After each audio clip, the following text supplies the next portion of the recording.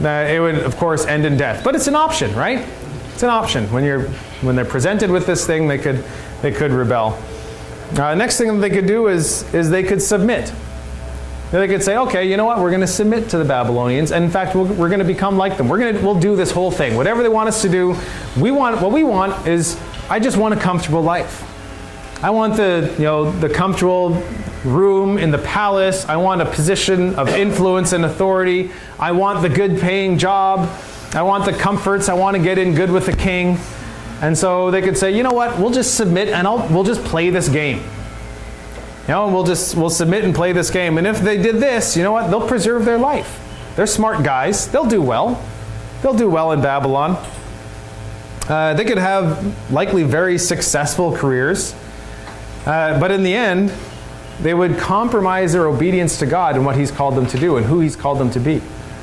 If they're just going to submit to the Babylonians. And maybe they could justify it by thinking, well, you know what, but this is... this is who I am, and I know inside, secretly, that I'm loyal to Yahweh. Outside, I'll just do the whole, I'll do the whole bit of look like I'm really serving the Babylonians and serving Nebuchadnezzar. But inside, I know what my personal convictions would be. But in the end, what that is that's a compromise. They would be compromising who God has called them to be and what He's called them to do. The third option they could do is they could choose no matter what the Babylonians do, first and foremost, my loyalty is to Yahweh. My loyalty is to Yahweh. I will serve Yahweh. And so that is first and foremost, my identity and who I am. But I'm going to use this opportunity. I'm going to come and I'm going to serve the Babylonians. My identity is a follower of Yahweh, but I'm going to come into Babylon and I'm going to serve them. And we're going to do what we can in order to serve them, in order to help them and disciple them. And I think that's ultimately what their choice was. That's what they were thinking. I imagine their conversations as they were taking that long journey all the way up to Babylon, what are we going to do? That's what the four of them decided on, is we're going to, first and foremost, no matter what, our loyalty is to God. We will not compromise that. But we're going to disciple Babylon in the process. Just real quick, how long would that walk have been? If they're going to walk it, it could be up to 6 months. 4 to 6 months if they were walking it. If they had horses or carriages, it would go quicker. But yeah, they have a lot of time to talk. Yeah, because they have to go up and around. It's not just going across, because they got the desert. So it's following the Fertile Crescent, which is why in your map over there, it's hard for me to get around there, but you see there's the Babylonian Empire takes that crescent. That's often called the Fertile Crescent. So they actually have to follow it all the way up and then follow the river basin down. So it's a long way to go. So they choose to serve God and disciple the Babylonians. Now, if you think back to Leviticus, when you read Leviticus, there's a word that keeps coming up in Leviticus over and over and over. Do you remember what that was? Holiness. Yeah, holy. And the message of Leviticus is be holy, for God is holy. Be holy, be separate, be set apart from the nations, because that's who God is. Reflect who God is to the nations. And God's heart was ultimately that if Israel was doing this, if they were holy, if they were set apart, and if they were true to the laws and what God had set out, what would happen is nations would stream to Yahweh and want to become like them. And so this is a trust issue. This is a trust issue for Daniel and his friends. Who do you trust? Do you trust your own judgments and your own assessment of a situation, or will you trust in God's? Do you trust in yourself and your own wisdom, or do you trust in God's? If you trust yourself, you know what you're trying to do is you're saying, you know what, I know best, and you're going to try to make your life the best for yourself. But if you trust in God's way, they know it may not end well. It may not end well. It may result in persecution. They don't know what's going to happen when they get there. They don't know if they'll be killed. They don't know if they'll be tortured or just thrown in a dungeon and forgotten about. They don't know. But what they choose is, we're going to be faithful to God, and we're going to be faithful to the law that they no doubt have been studying since they were children.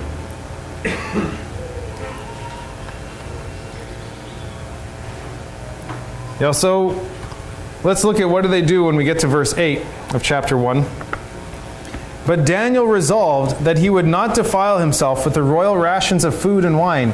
So he asked the palace master to allow him not to defile himself. So Daniel, and presumably also his friends along with him, they resolved in their hearts that they were going to be above reproach, that they were actually going to be set apart, and what they were going to do is they were going to follow the food laws. That's what they're doing. They're getting to Babylon. Babylon's eating pork and lobster and bacon and all this good stuff. And they're like, no, you know what? We know from the laws of God that that's not stuff that we're supposed to eat. We're not going to defile ourselves with it. And so if it means just eating only vegetables, that's what we'll do. Because they choose to trust in God's laws. Now, if they had eaten this, would it have cut them off from God? If they had eaten this stuff? No, it wouldn't. We hope not, because we eat it. It's good. Bacon and cheeseburgers and lobster and shrimp and all this stuff. Yeah, I mean, we love this stuff. But it wouldn't have cut them off from God. Jesus even says that in Matthew chapter 15. In Matthew chapter 15, he says that it's not what goes into the mouth that defiles, but it's what comes out of it. And so they could have actually eaten this stuff and not been defiled. But what do is they go with what they know. And the last thing that God had said is, don't eat this stuff. Don't eat this stuff. And so in faith, they're obedient to the law that God has set out, that God has set out to use to set them apart from the nations so that they will be different. They'll distinguish themselves from everyone else. And ultimately, people will want to become like them and give them an opportunity to disciple the nations. So what happened is they trusted in the food laws. They trusted in God. And sometimes we're so focused on our rights and freedoms, aren't we? We can be so focused on what can I do, and I have a right to have this, and yeah, you know what? We have a lot of rights and freedoms, but in the New Testament, Paul says in 1 Corinthians, he talks about dying to our rights. Dying to our rights and dying to our freedoms. And that, yeah, you know what? Sometimes we'll have right to certain foods. We'll have right to certain things. We'll have right to a spouse. We'll have right to all these things, and comforts, right to our culture, right to money, maybe right to a house, right to a car, right to, we have a right to all these things and some of the material comforts and some of these material goods, but so often God is saying, will you die to this? Will you let this go for the sake of the gospel? Will you let this stuff go for the sake of the gospel? If it means that people will get impacted and will hear about Yahweh, will hear about the truth of God, are you willing to let that go for the sake of Him? And yeah, we have a right to do it. We have a right to say, no, you know what? I can get married, or I can, I can still hold on to this cultural thing. It's my culture. This is my culture. Sometimes we hold our culture like this is our right and this is our first and foremost identity. But you know what? We're not. Our identity is as children of God. Are we willing to die to that stuff? Are we willing to lay that stuff down and say, you know what? For the sake of the gospel, I'll die to it and I'll suffer. I'll suffer for it. Because in the end, it's not suffering. In the end, it's not suffering if we're living for what God has for us and doing called according to the purpose that He has for us, like Daniel and his friends. Let's keep reading. Verse 9 of chapter 1. Now God allowed Daniel to receive favor and compassion from the palace master. And so here, it's just counterintuitive. You would imagine Daniel and his friends would think that, all right, well, we're gonna tell them, like, hey, yeah, I know you prepared us this food, and we're supposed to eat this, and we're supposed to get big and strong and all that, but we're not gonna eat that. We're Jewish. That stuff. That's not what we eat. And you would think that what would happen would be, all right, well, we're done with you, and maybe they'd get thrown in prison, maybe they'd get killed, maybe they get ridiculed and not get any kind of favor. But what happens is the unexpected happens. As they take that step out in faith, what happens is they receive favor. I'm sure they would never have expected that. You know, you would never naturally expect like, hey, we're going to just deny their food. Sometimes when we go and we think like, oh, what if I'm going somewhere and I deny their food and I'm going to offend them, and all this. If we have like convictions about certain things, and I've heard people talk about like alcohol, not wanting to get into this subject, but like someone's like, well, if I don't drink and someone offers it to me, will I offend them if I don't? Well, you know what? If it's a conviction, then in faith, be true to the conviction that God has given us. If the calling that God has given us, God's called Lauren and Darlene not to drink. And you know what? They'll go to places in Europe where it's culturally okay and be offered things, and they'll say, oh, no, they'll just politely deny it, and people are okay with that. We never understand the impact that we'll have if we're just true to who God has called us to be and what He's called us to do. All right, let's keep reading. Verse 12. Please test your servants for 10 days. Let us be given vegetables to eat and water to drink. You can then compare our appearance with the appearance of the young men who eat the royal rations, and deal with your servants according to what you observe.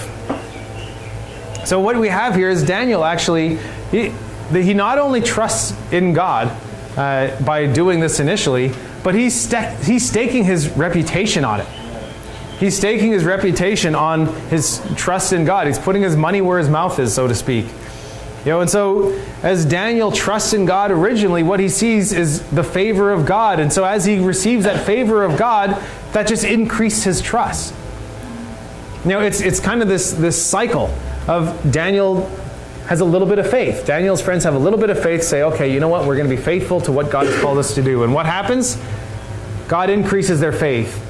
They have some favor by the guards, and so what that happens, what results in turn is their faith is increased, and so they can take a bigger step out in faith and say, you know what, test us, we're going to eat only this, and just you look, and after 10 days we'll see how it goes.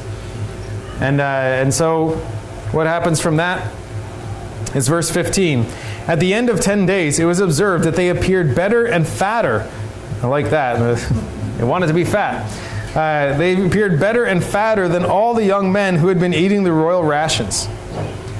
Daniel staked everything on God coming through and responding to their faith. He stakes his reputation on it, and what happens is, again, God comes through. And so often, God's just requiring us to take that little step of faith. And it's difficult. It can be difficult at times just to take that step out and go, okay, you know what? I think this is what I'm supposed to do. Or sometimes I know this is what I'm supposed to do, but it's kind of tough. Like, God, where are you? And we take that step out, and what does God do is He responds, and our faith gets increased. And then He has us take a bigger step out. Our faith gets increased more, and then He has us do a bigger thing. And so we look at like the Lauren and Darlene stories, and some of those people who have these incredible stories in YWAM and their meetings and stuff, and we go, wow, I want that. I want God to use me that way. But you know what? You know how they've got there is this way.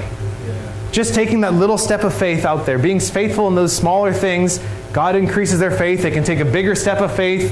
God in turn increases their faith more, and as they continue to do it, then eventually they have pretty big and major impacts, like we see with Daniel.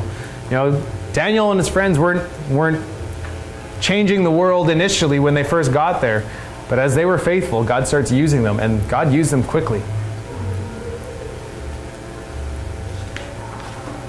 All right, let's read verse 17 through verse 21. To these 4 young men, God gave knowledge and skill in every aspect of literature and wisdom. Daniel also had insight into all visions and dreams. At the end of the time that the king had set for them to be brought into the palace master, the palace master brought them into the presence of Nebuchadnezzar. And the king spoke with them. And among them all, no one was found to compare with Daniel, Hananiah, Mishael, and Azariah. Therefore they were stationed in the king's court. In every matter of wisdom and understanding concerning which the king inquired of them, he found them 10 times better than all the magicians and enchanters in the whole kingdom. And Daniel continued there until the first year of King Cyrus. Here we have four teenagers. 4 teenage boys taken to Babylon, taken away from their family, taken away from their culture and everything that they know. And they get an audience with the most powerful man in the world. And not only just an audience with them, but eventually that king starts consulting with them and seeking out their wisdom. And it's not because of them. It's the wisdom that God is giving them. God is giving them wisdom, and they're just being vessels. That's what God's calling them to do. That's what God calls us to do. Just be a vessel. Be God's vessel. And when we're God's vessel, He'll use us in ways that we couldn't do on our own. These guys, there's no way on their own, 4 Hebrew boys, as they're growing up and they're kids and playing in the streets, they would have ever thought they're going to go and influence the most powerful, evil ruler in the world. And yet, that's where God takes them because they're obedient. And because they're obedient right down to the small things. You know, sometimes we want God's blessings just for ourselves. You know, we're like, oh yeah, I want God to bless me so that, because it's going to be comfortable or it's going to be nice or it's going to be awesome. But you know what? When God blesses us, the blessings are never for us only. Yeah, you know what? God will bless us and that's great. But what does God want us to do with the blessings is He wants us to bless others. Every time God blesses us, it's so that we can turn it around and give it to others. It's never just for us. It's always to bless others. And so I think we need to keep that in mind. Sometimes maybe God's not giving us some of these blessings that we may be seeking because we're seeking it with a selfish heart. And we can even play the game like, God, well, we know we really want it. God, but if you give me all this, then look at all the good I could do with it. But meanwhile, we're thinking, yeah, okay, well, I could do that. But my main motivation is I just want that. What's our main motivation? When we're seeking blessings from God, when we're asking Him for whether it's provision or whatever it is, our motivation has to be first and foremost for the kingdom of God, blessing the kingdom of God, not ourselves. And yeah, you know what? These blessings, they're great. We've got to be thankful for them. But how can we use them? How can we use anything that God's given us? We've got to look at what He's currently given us now and how are we using these things in order to bless others. So we have these 4 teenagers who God uses and they become that. God blesses them and they become that. They bless not only just the Babylonians and Nebuchadnezzar, but all the way into Persia as well. Why did God use them this way? Is you have these 4 guys who chose that they would not compromise. They wouldn't compromise. They knew the truth of Scripture and they lived their lives according to that because that was their mindset. They'd been discipled by the Bible as it existed at that point. They've been discipled by truth. They let it ingrain into who they are, and they didn't compromise it. Not in the face of any kind of difficulty, not in the face of any kind of persecution, and they just stayed true to who God has called them to be. When we get to chapter 2 and we have Nebuchadnezzar's dream. So let's bless you. We have Nebuchadnezzar's dream here in chapter 2. So let's read 2, 1 through 11, that giant paragraph. Nebuchadnezzar doesn't fit on there, so he's got to be Nebi. In the 2nd year of Nebuchadnezzar's reign, Nebuchadnezzar dreamed such dreams that his spirit was troubled and his sleep left him. So the king commanded that the magicians, the enchanters, the sorcerers, and the Chaldeans be summoned to tell the king his dreams. When they came in and stood before the king, he said to them, I have had such a dream that my spirit is troubled by the desire to understand it. The Chaldean said to the king in Aramaic, O king, live forever. Tell your servants the dream, and we will reveal the interpretation. The king answered the Chaldeans, This is a public decree. If you do not tell me both the dream and its interpretation, you shall be torn limb from limb, and your houses shall be laid in ruins. But if you do tell me the dream and its interpretation, you shall receive from me gifts and rewards and great honor. Therefore, tell me the dream and its interpretation. They answered a second time, Let the king first tell his servants the dream, then we can give its interpretation. Yeah, good job, guys. The king answered, I know with certainty that you are trying to gain time, because you see I have firmly decreed, if you do not tell me the dream, there is but one verdict for you. You have agreed to speak lying and misleading words to me until things take a turn. Therefore, tell me the dream, and I shall know that you can give me its interpretation. The Chaldeans answered the king, There is no one on earth who can reveal what the king demands. In fact, no king, however great and powerful, has ever asked such a thing of any magician or enchanter or Chaldean. The thing that the king is asking is too difficult, and no one can reveal it to the king except the gods, whose dwelling is not with mortals. I always love that last part, where they say, no one can reveal to the king except the gods, whose dwelling is not with mortals. There is something that they understood, that it had to be miraculous. What Nebuchadnezzar was asking, the only way would be miraculous. And Nebuchadnezzar realized it too. He realizes he's no dummy. He realizes he can tell someone a dream and they'll just make something up. Sounds good. And then, how does he know if that's what it really was? But if they can tell the dream, then he knows that they're actually hearing from the gods, as they understand it at this point, that they're actually hearing from the gods, and then therefore the interpretation, they're also hearing from them as well. All right, but the magicians and enchanters are like, well, no one can do that. It's only the gods, which that was Nebuchadnezzar's point. But we know there are no the gods. There's only the God, and they weren't tapping into that one. So Nebuchadnezzar realizes there's no one that can do this except it's a divine miracle. He realized there is something divine about this dream. And so I think God ordained these events to happen. He gave this dream to Nebuchadnezzar because he was trying to use Daniel and his friends to disciple the Babylonians, and specifically Nebuchadnezzar. All right, so Daniel gives the vision and the interpretation starting in verse 31. So let's go to chapter 2, verse 31. You were looking, O king, and lo, there was a great statue. This statue was huge, its brilliance extraordinary. It was standing before you, and its appearance was frightening. The head of the statue was of fine gold, its chest and arms of silver, its middle and thighs of bronze, its legs of iron, its feet partly of iron and partly of clay.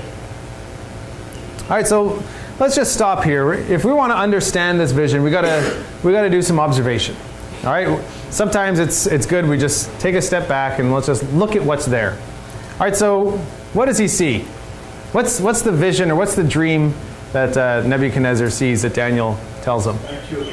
All right, so we see a statue. All right, so we got our statue right here. He sees this statue. All right, how does he describe it? Yeah, so we have the gold head. Yeah, we got the chest of silver, chest and arms. What's the next part? Yeah, so we got the middle or the belly and the thighs made of bronze. All right, we got iron legs, and then what? All right, the feet are part iron and part clay. All right, so it'll just help us, because this dream does seem a little wacky at first. We just got to lay some of these things out, so it'll help us to understand it. All right, so what we have is everything. If you notice, the materials become less valuable as you go down. You have gold, which is highly valuable, and then silver less so, and bronze and iron, and then this iron clay mixture. It also gets harder. The materials get harder as you go down, except for the iron clay. The clay would make that much more brittle. The iron part would be hard, but the clay part, obviously, brittle. All right, so let's keep reading. Verse 34 and 35. Next part of the vision. As you looked on, a stone was cut out, not by human hands, and it struck the statue on its feet, of iron and clay, and broke them in pieces. Then the iron, the clay, the bronze, the silver, and the gold were all broken in pieces and became like the chaff of the summer threshing floors, and the wind carried them away so that not a trace of them could be found. But the stone that struck the statue became a great mountain and filled the whole earth. All right, so what do we have now in this part?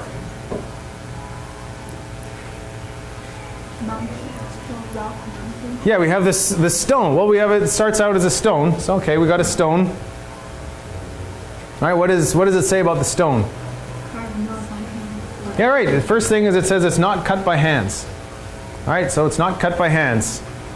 Then what? Yeah, it strikes the feet, and what happens? Yeah, it destroys the statue. So it destroyed the statue. It struck strikes the feet, and then destroys the statue. All right, then what? blown away. All right, so yeah, it's just kind of blown away like the chaff. Then what? Rock become a mountain. Yeah, the stone becomes a mountain that fills the entire earth.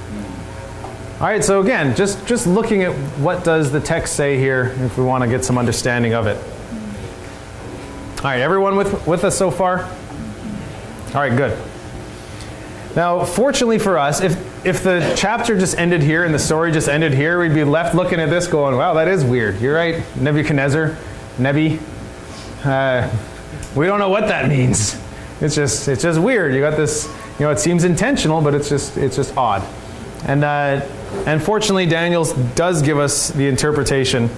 And so let's read starting in verse 37. 37 and 38. You, O king, the king of kings, to whom God, the God of heaven, has given the kingdom, the power, the might, and the glory, into whose hand he has given human beings wherever they live, the wild animals of the field, and the birds of the air, and whom he has established as ruler over them all, you are the head of gold. All right, so what do we have as the head of gold? What does that represent? Nebuchadnezzar, yeah. Nebuchadnezzar, or we'll see later, is actually referring to the empire. All right, so we'll see head of gold equals Nebuchadnezzar, or Babylon, as we'll see, because he'll refer to them as kingdoms. And so we realize it's not just Nebuchadnezzar, but it's actually representative of Babylon as a whole. All right, good. So verse 39. After you shall arise another kingdom inferior to yours, and yet a third... Well, let's stop there. After you shall rise another kingdom inferior to yours. All right, well, what do we know? You should know this now. Persians, okay.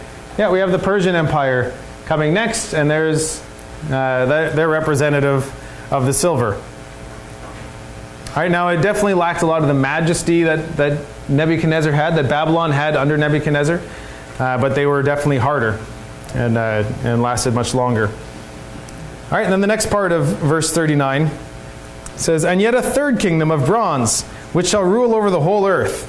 All right, what is that? What do we know of that one? Greece. All right, you guys are awesome. All right, so we got the Greek Empire. All right, so we're just following our way, and it talks about ruling the whole earth. Now we know literally they didn't rule like North and South America and all the way into Europe or Asia and into like Upper Europe and stuff. But from their perspective, it was the whole earth. It was what they knew of the earth. Yeah, you take a look at what Alexander the Great conquered. That was pretty stinking big. Like they didn't know much else beyond that. That was, to them, that was conquering the earth. All right, so we have the Greek Empire as the middle and thighs of bronze. All right, verse 40.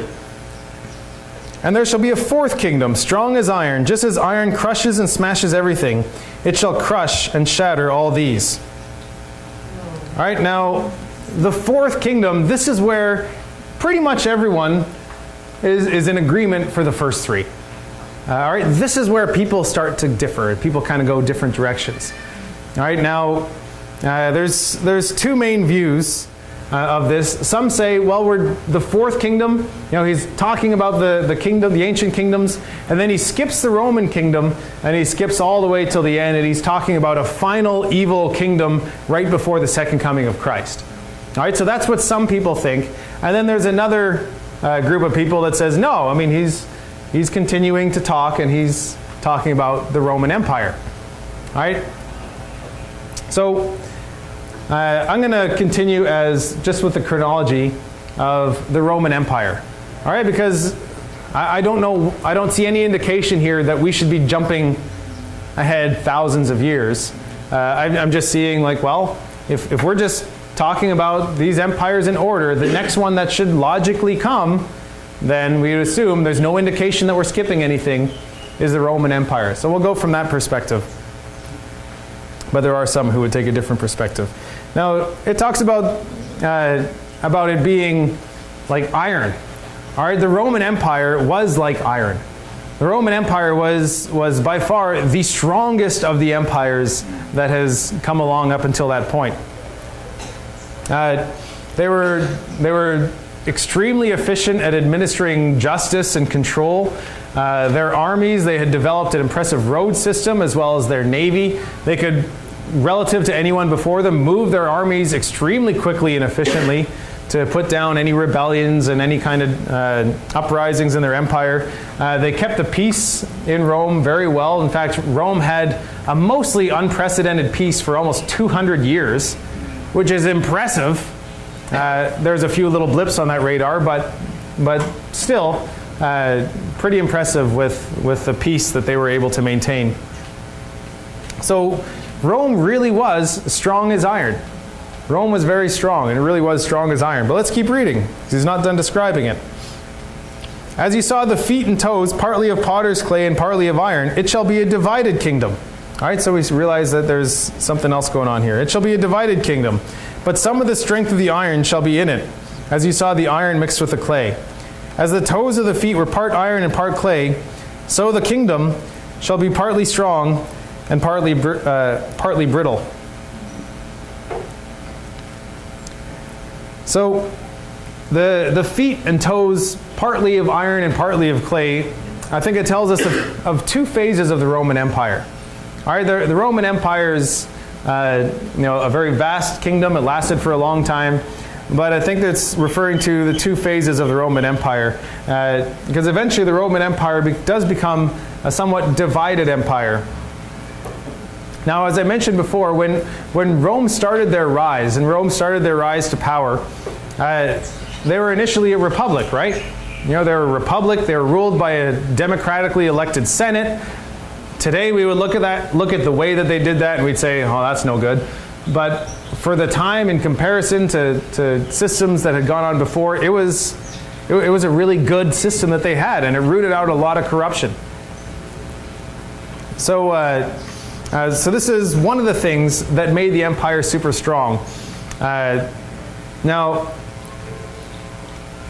in 49 BC, Julius Caesar, as I said before, Julius Caesar was gaining in power and had the civil war with Pompey, and what he did is he overpowered the Senate and set himself up as the dictator of Rome. Now, the Senate continued to still function, and eventually, as I said before, they eventually gave much of their power to a man named Augustus, Caesar Augustus. And so that began this transition in Rome to being kind of a two-part empire. You have on the one side, you have the emperors ruling, and the other side you still have in the midst of it. It's not just like divided like east-west kind of thing, though it eventually does divide that way. But it's divided more in the sense of you have some parts of the empire that are ruled more by the emperor, and some parts of the empire that are ruled more by the Senate. And so you have cities, as I said before, you have some cities that fall under different categories and different structures of government, and that would always often change from one to the other. And so with the introduction of the emperors, they brought in some things that were very strong. The Pax Augusta, which is the peace of Rome, and the peace of Augustus. They brought in some things that were really strong and really good, but what they also brought in is a lot more corruption. And the empire became only as strong, or at least that part of the empire became only as strong as its emperors. And so when you'd have weak emperors, or sometimes almost no emperors, the whole kingdom of the Roman Empire looked to crumble. And in fact, you have sometimes extremely insane emperors, and that brought in a lot of weakness to the empire. So I think this is what the 10 toes are 10 kings, and Daniel's going to talk about them later. Now, there's much more than 10 kings that happened in the Roman Empire, but it's not, again, this vision isn't meant to talk about the whole history of the Roman Empire. Because this vision is meant to just get us to a certain point, because the vision or the dream, it's not so concerned with the details of these empires. They're just there in order to get us to what he really wants to talk about. There's something that happened that he really wants to talk about. And so let's look at verse 44 and 45.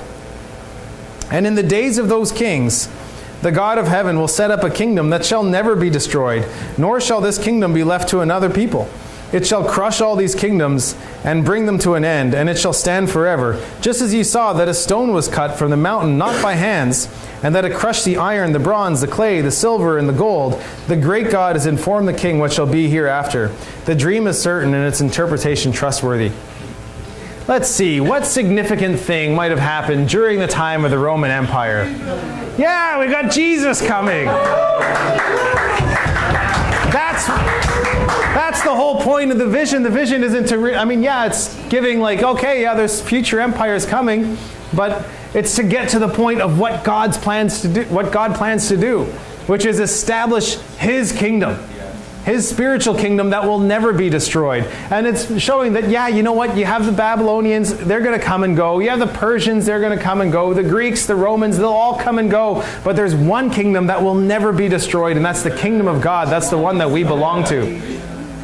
So that's where we're getting. That's what we're getting at here. Is the stone is the kingdom of God, or the church age, which we will also sometimes call it. So we see throughout history there's times where there's persecution, and yet God's kingdom will never be destroyed. And sometimes it's during persecution that the church even grows more, which is totally counterintuitive. The whole first century, when persecution would happen, it would seem often the church would even grow more. And we see today places like China, where there's Christians in China, and it's an oppressed religion in China, and yet what happens is the church starts to grow faster. And you have thousands upon thousands of people per day coming to the Lord in China throughout that country. In fact, some estimates are saying that there's possibly even more Christians in China today than there are in any other nation in the world, which is crazy. And it's officially oppressed, and not illegal, but oppressed. That'd probably be a safe way to describe it. It will never be destroyed. So what does this communicate to the original readers? What does this communicate to Daniel and Nebuchadnezzar and those who are reading it? That the kingdom of God is bigger and stronger than any of these kingdoms that you're facing. You can look to the Babylonians, and after them you can look to the Persians and the Greeks and the Romans and all this, and they can be impressive, but you know what? These will all come and go, and there's one kingdom that will never be destroyed, and that's the kingdom of God. But the other thing that it gives is it gives timing. It gives timing to when will the Messiah come? When will God establish His kingdom? And so if they were expecting it to happen now, they can look and say, okay, well, it's not going to happen after the Babylonians or during the Babylonians. And then maybe they see a big transition to Persians, and they think, oh, maybe now, we get to go home and we get to go back to the land and rebuild the city, and maybe now God's going to bring the Messiah. And like, well, nope, not during the Persians either. Oh, and not during the Greeks. But when you see the Fourth Empire, that's when this is going to happen. And so why do you think, during the Old Testament, we don't see a whole lot. There's messianic anticipation that one day the Messiah will come, and it grows after the exile. They get more focused on it. But they're never really expecting the Messiah. They're not looking for him. But when we get to the first century, and we get to the New Testament, and read the Gospels, they're waiting for the Messiah, aren't they? It's like they're anticipating the Messiah to show up. Why is that? Well, because of Daniel. And they see, the Fourth Empire, and they're like counting through, Rome, and Messiah should be showing up, and that's where you start. Jesus, of course, comes, but you have a lot of false messiahs coming up, and those never end well. But this all happens during that time because they're all reading the same thing and going, fourth kingdom, Messiah should be showing up now anytime, and sure enough, he did. Unfortunately, many missed it. It's just so interesting. So I'm just thinking, do you think those false messiahs were probably the ones who really read Daniel and really acquainted with the scripture? It just seems so interesting. Some of the false messiahs were. Some of them, I don't know if they had, read the scriptures and they thought like, hey, I could do that. Yeah. Or if they were just satanically inspired or where it came from. But the reason why there was so much following, I think, is probably because there was the anticipation of the Messiah during the Fourth Kingdom. Yeah, pretty cool. God's giving them timing for when Jesus will come. Now, remember that chiasm that we talked about earlier. We talked about that chiasm in Daniel, and And so what is the Daniel chapter 2 and Nebuchadnezzar's dream, what is that parallel? What's that? Yeah, so there's the time it happens during Cyrus, but what's the story that it parallels, or what's the other vision that it parallels? Yeah, the beasts. Yeah, we see later on Daniel gets this vision of 4 beasts. All right, so we have here 4 kingdoms. And so then we go to the other one, there's a parallel, there's 4 beasts. And we look at those beasts and we go, that's really weird, they don't make a lot of sense. If we read that chapter in light of our understanding of this, it'll make a lot more sense. Now there's still a lot in there, and of course, if you want to know more, we have a school down at the bottom of the hill. But, or in Vancouver in 2016. Who said that? Anyways, there's details in there that get hard with this little horn, sorting out the details of that and all that. But the overall message is the same, because what we see happening during that time in chapter 7, there's a parallel, something parallel that I want to just read, and this is the exciting part and one of the main points of chapter 7. And let's look at chapter 7 and then verse 13 through 14. As I watched in the night visions, I saw one like a son of man, coming with the clouds of heaven. And he came to the Ancient of Days and was presented before him. To him was given dominion and glory and kingship, that all peoples, nations, and languages should serve him. His dominion is an everlasting dominion that shall not pass away, and his kingship is one that shall never be destroyed. Who is this talking about? We got Jesus. It's the parallel passage. We have the coming of Jesus. Have you ever wondered, when you get to the New Testament, why does Jesus always refer to himself as the Son of Man? He's referring to himself as the Son of Man. Every time he's doing that, he's saying, I'm the fulfillment of Daniel 7:13. He's saying, this is me here. And he's doing it in such a subtle way that they have to know their scriptures in order to really catch it. And he's referring to himself as the Son of Man, and it makes them angry because they know what he's saying, and yet they don't have any kind of legal attack that they can get, in front of the Romans.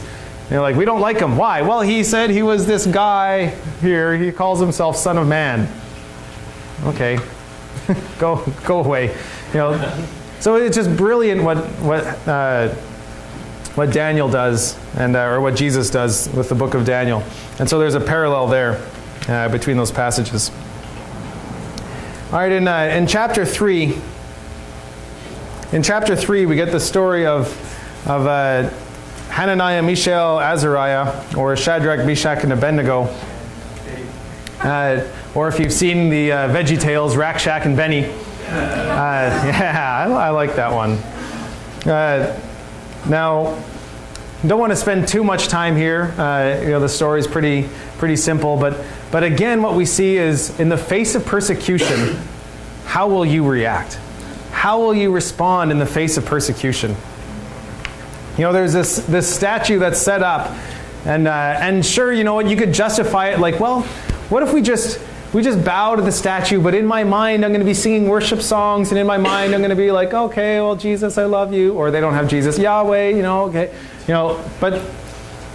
But what do is they say, we won't bow down. And they know the decree that, hey, if you don't bow, you're going to be thrown in the furnace. What a horrible way to die, is being burned alive, being thrown into a furnace. But they just stand firm and they stand strong and say, you know what? Right to Nebuchadnezzar's face, we won't do it. We know, but the thing that they say that's really cool is, we know our God's able to save us, but even if he doesn't, that's not going to change anything. Even if he doesn't, even if we die a really painful, uncomfortable death, being burned alive, we're still not going to worship that thing. Them in their lives are staying true to who God has called them to be, as people who are witnesses to the Babylonians. Their lives are to be witnesses to the Babylonians.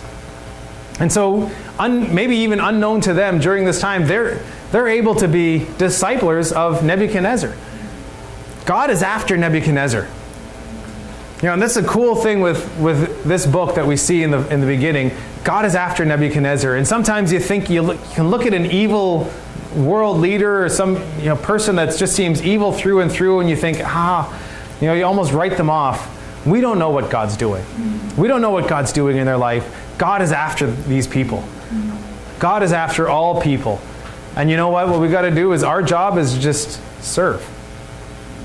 Our job is to serve them, to love them, but ultimately to be obedient to Christ no matter what situation is coming before us. That's the thing that doesn't change.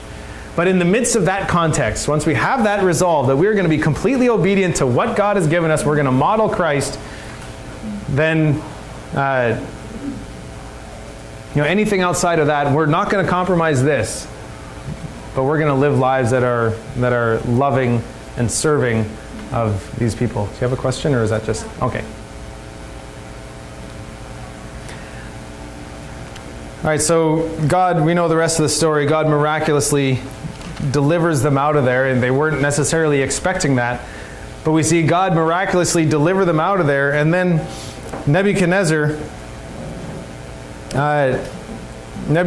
gets to make a decree in verse 29 of chapter 3. He says, "Any people, nation, or language that utters blasphemy against the God of Shadrach, Meshach, and Abednego shall be torn limb from limb, their houses laid in ruins, for there is no God who is able to deliver in this way." Because these three guys stayed true to God in the face of persecution, the face of death, a painful, horrendous death, what happens is because they've been faithful, were granted religious freedom. Them and all Jews were granted religious freedom in Babylon. There's no way they could have predicted that when they woke up that morning. They wake up that morning, they're under persecution, they get busted, they're going to be killed. By the end of the day, religious freedom for Jews in the empire. Because they didn't compromise. We have no idea what God has in store for us. All we have to do is, in faith, be obedient to the word that he gives us. All right, then we get to chapter 4, and we have a change in authorship. And later in chapter 4, who's telling the story for parts of chapter 4? Nebuchadnezzar. Yeah, we actually have Nebuchadnezzar actually telling the story in parts of chapter 4, especially at the beginning, 1 to 18, and then 34 through 37. Daniel will tell the little piece in the middle, which we'll talk about why he does that. So we have Nebuchadnezzar's second dream. And again, this dream confuses him. And the interesting thing is that I find with Nebuchadnezzar is, he wants an interpretation of the dream. Why didn't you just ask Daniel right away? Why would you ever seek an answer from anyone else after that first experience? But in any case, he didn't, for whatever reason. Maybe Daniel was sick or something, I don't know. But he seeks it from other people, not getting a good response.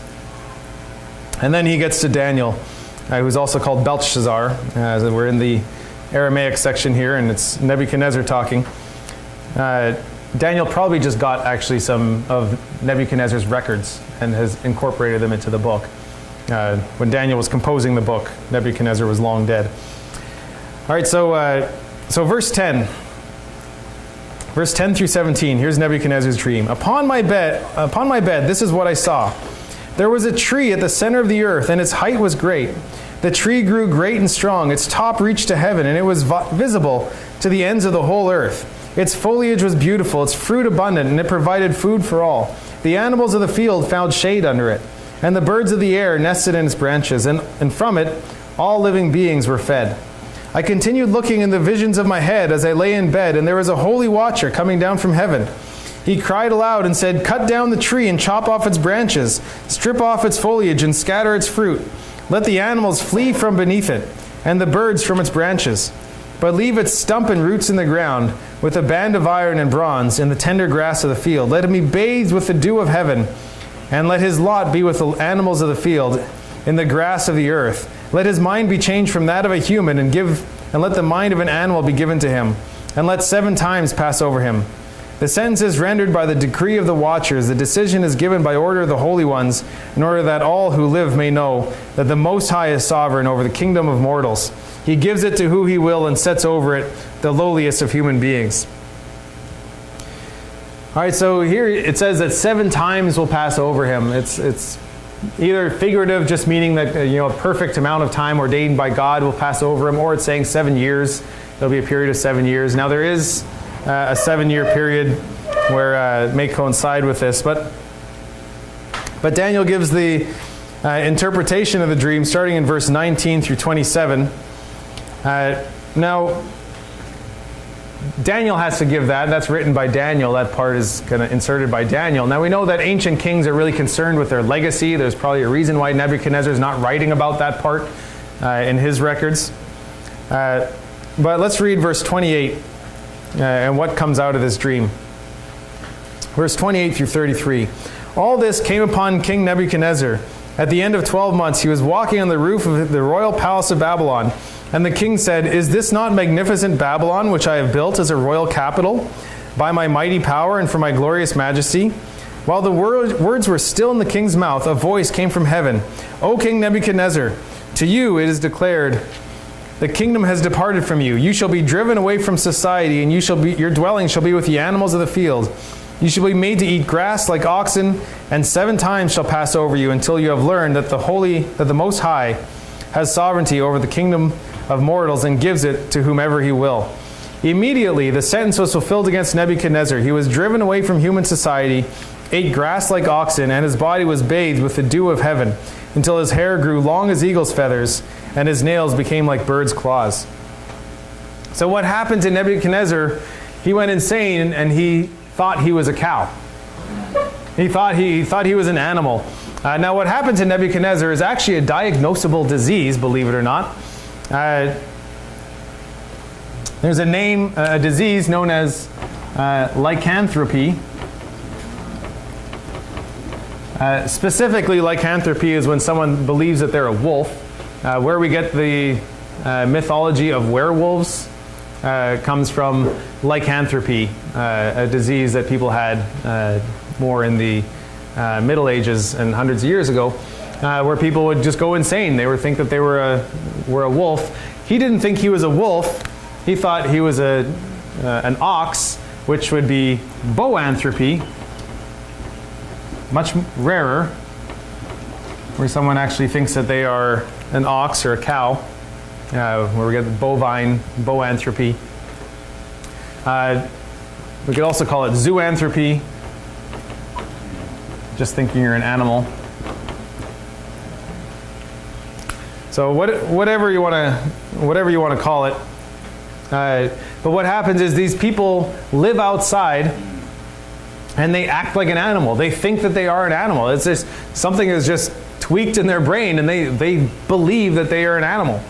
Now, not surprisingly, if we look back to the Babylonian records of King Nebuchadnezzar, their greatest king, we don't see this talked about at all.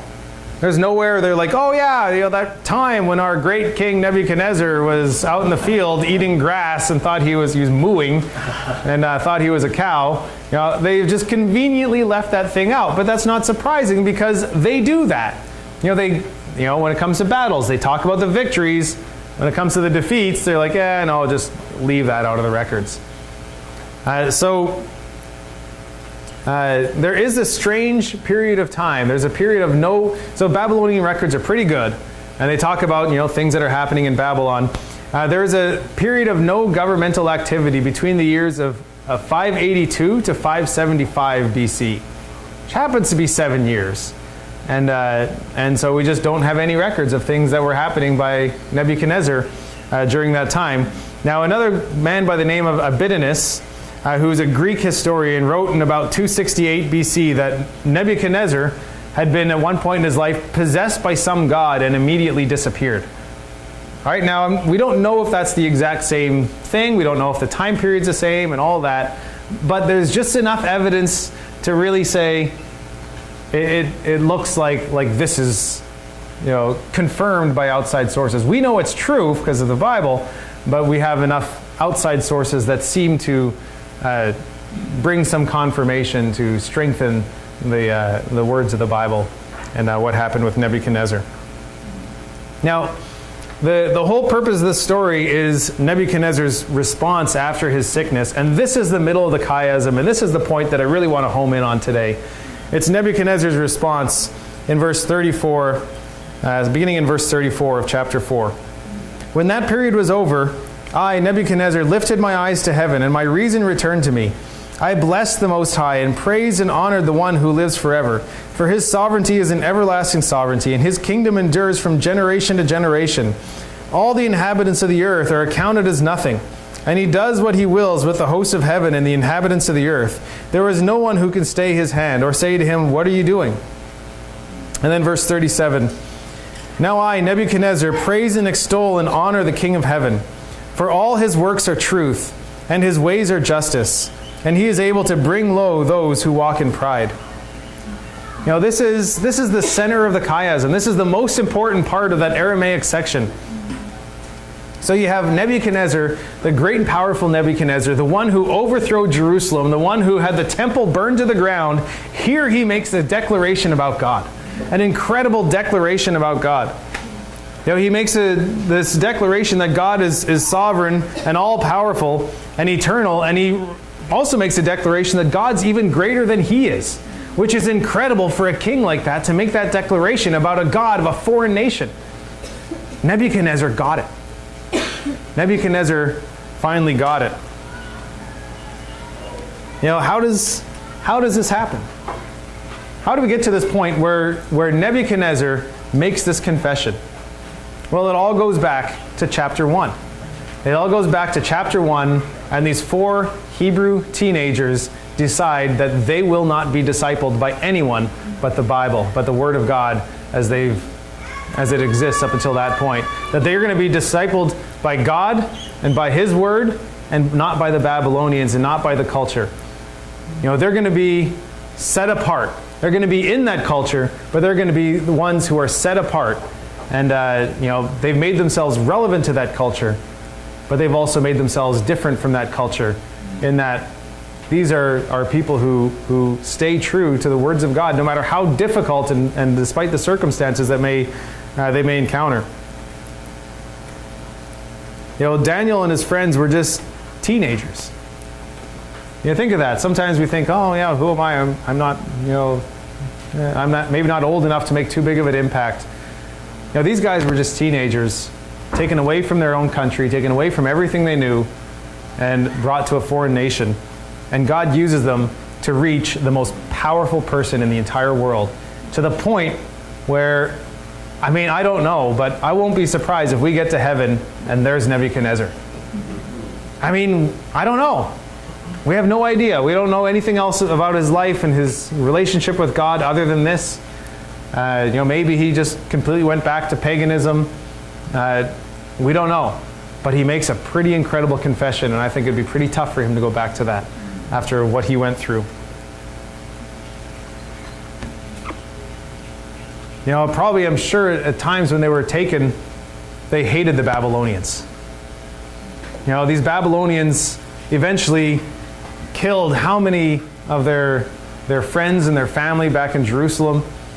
You know, knowing that when their friends and families are coming up to Babylon, seeing the ones that came and the ones that didn't make it, knowing what probably happened, that they were killed by the Babylonians. When everything inside you just wants to just tear them down and just betray the Babylonians, betray Nebuchadnezzar, what do is they continue to love and serve him.